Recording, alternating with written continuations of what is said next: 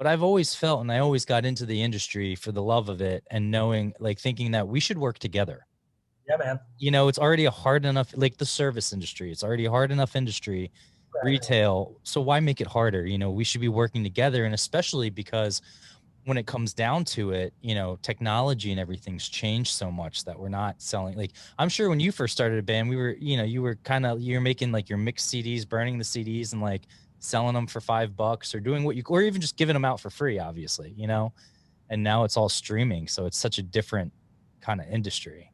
Yeah, it's a completely different world. But I mean, those same concepts, still kind of apply. You just Mm-hmm.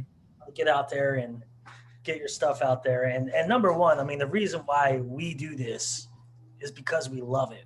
You know what I mean? It's for the love. And I just kind of feel like if you're in the music game for any other reason than you love it, then you should just get the hell out right now.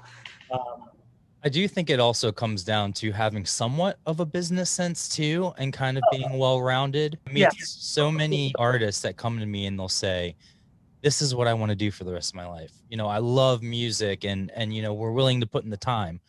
But then when it comes down to it, they're not really willing to put in the time and they don't really see the sacrifice. Or maybe they're a little naive to the business. They see the bright lights. They want to open up for those bands instead of being like, well, I want to be the band that other people want to open up for. And I'm willing to put in the time to do it. And at the core of it is my love for music. yeah. I mean, well, that's just it, and it'll go to show you, like, who talks about it and who is about it. Because, I mean, like, as a musician, like I spend hours a day practicing every day.